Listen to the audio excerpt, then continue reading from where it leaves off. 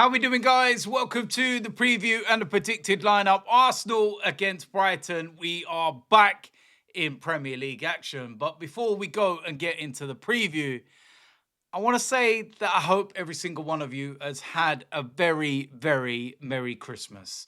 Whatever you have done, whoever you have celebrated it with, I hope it's been a really good time. And me personally, I've enjoyed it. I've loved every minute of it. Family, children, it's just a great time. And you've got to make the most of these times because you never know when it's your last. Sorry to put a little dampener on it, but life is very much too short. So enjoy these moments. And that's exactly what I've done. You know, Christmas Day, Boxing Day, really, really enjoyed it. Wonderful time. So, yeah, I hope every single one of you have enjoyed your Christmas too.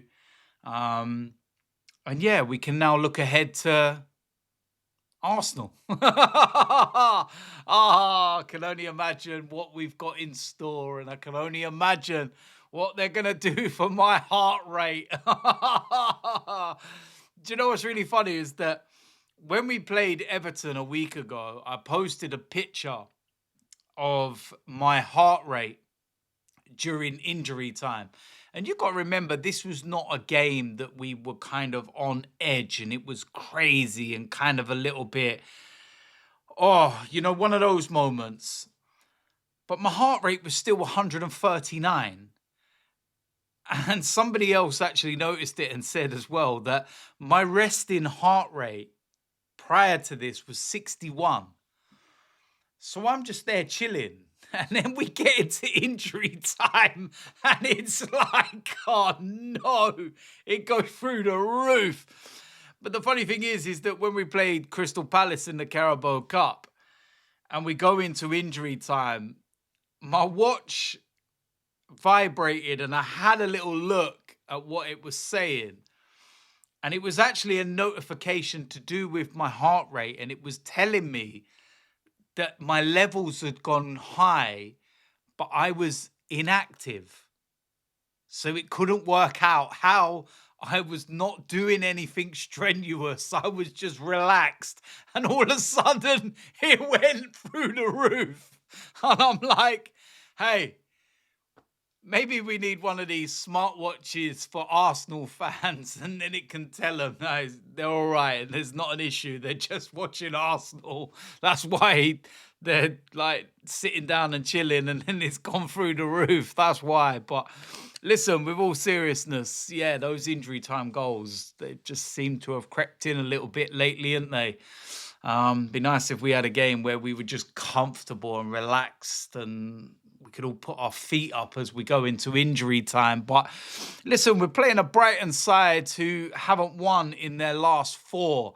They do have some players returning, most notably Danny Welbeck, of course, former Arsenal player, was having a fantastic season before he picked up a little knock and he's been out.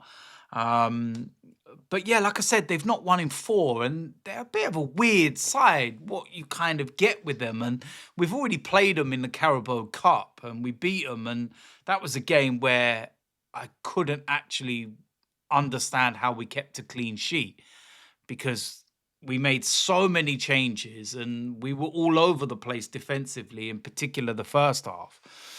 But we ended up winning the game and keeping a clean sheet and moving on. And listen, I'll take that again. Brighton at the Emirates, there always seems to be some kind of results there. Oh, they're just one of those sides, aren't they? Where you kind of go, you should win it, but you don't want to get too ahead of yourself because Brighton can always pop up and do something unexpected. Liverpool beat them a week ago, 2-0.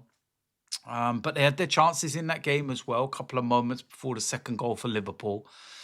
And then there was an uneventful game against Sunderland, and you would never watch the highlights of that game again.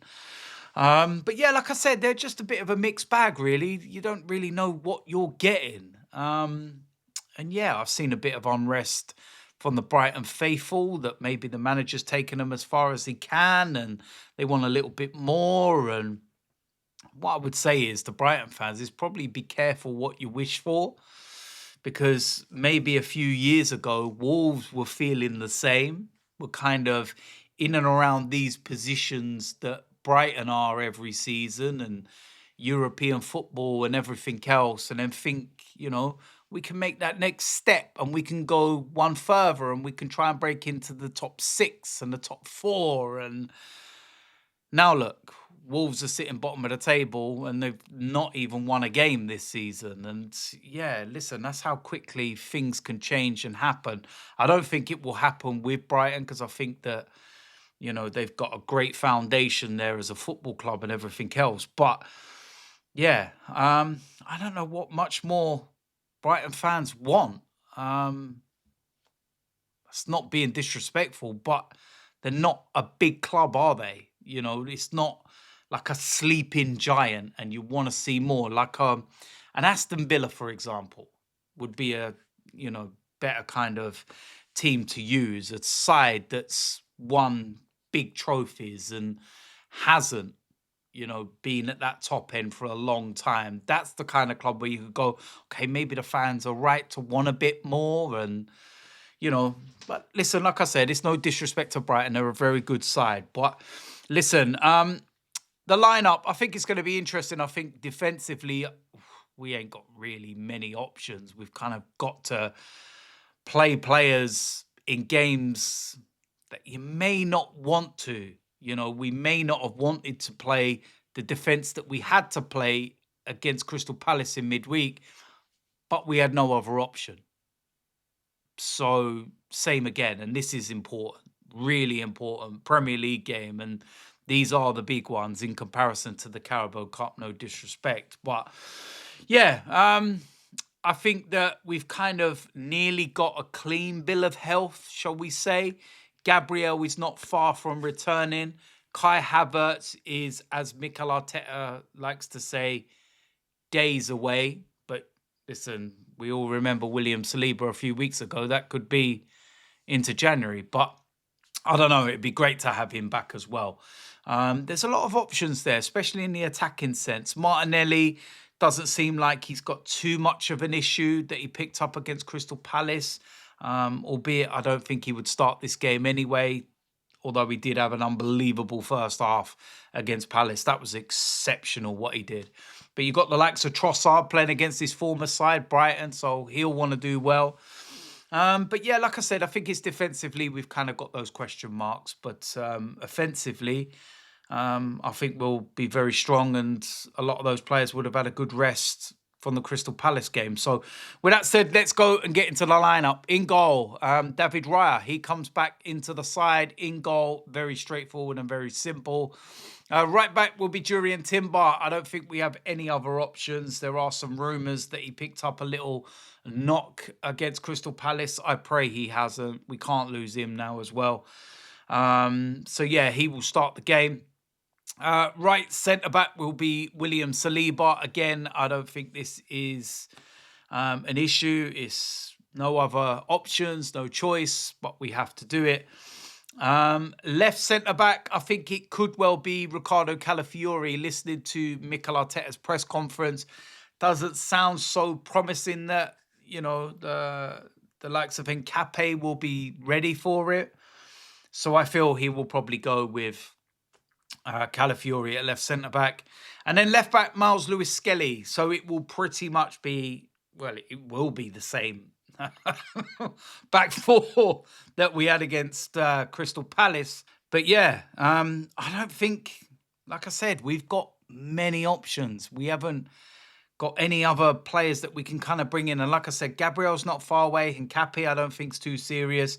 So I think we can, boost those numbers soon. But yeah, at the moment, we've just got to crack on and get on with it. In front will be Martin Zubimendi. Had a nice break against Crystal Palace, although I do think Norgard played really well against Palace. I really do. I thought he was solid. I really enjoyed his performance. But Zubimendi will come back into the side. It's that simple. On the right-hand side, Bukayo Saka comes in for Madueke. Again, a very straightforward one. Next to him, Martin Odegaard. Listen, Mikel Arteta will play him. It's very, very, very straightforward and very simple that he will play, captain the side, but he needs to release the ball quicker. I can't say much more than that. Next to him will be Declan Rice. Again, a player that kind of only played about 10 minutes or so against Crystal Palace to see the game out. So we've had pretty much a decent rest, and he will play. Listen, there's not even a debate. He's the first name on the team sheet for me. He's unbelievable. He is a captain without the armband. It's that simple. And then on the left-hand side, I feel that it will be Trossard. He seems to be first choice in that left-hand side position at the moment against his former side. No issues, everything fine. And then up front as the main striker will be Victor Gyökeres. Had a rest against Crystal Palace. Jesus done well, but I do feel for this game, Victor Gyökeres will come into the side. And that will be the 11. It's the attacking areas in the midfield that's all changed around from the Crystal Palace game. But defensively, we've kind of just got to go with what we've got, and there's nothing we can do about it. It's that simple. So it's a very strong lineup. Let's get the 3 points. Again, it's another, set of fixtures where Man City are playing first. If I remember rightly, they're away to Nottingham Forest. So you've got to presume that they're going to win that game. And then it'll be over to us to do our job. And then over the next, couple of games or so, we play before Man City. So it'll be down to us to lay down the markers first and everything else. So, yeah, some interesting games this weekend. Of course, with Aston Villa, they're in third place and they're kind of like in the mix. But they've got Chelsea away. They've got to go to us as well. And yeah, listen, Man City have got to go to Sunderland, albeit Sunderland are missing a lot of players because of AFCON. But yeah, listen, at the end of the day, it is what it is. We'll see what happens. We worry about ourselves. We play our games. We do what we have to do. And we'll get the 3 points and move on, hopefully. So listen, there we go. That is it for the preview and the predicted lineup. As usual, let me know in the comment section whether you agree or disagree. And of course, if you're new around there, hit the subscribe button, special like on this video, and I will see you lot soon. I'm out of here.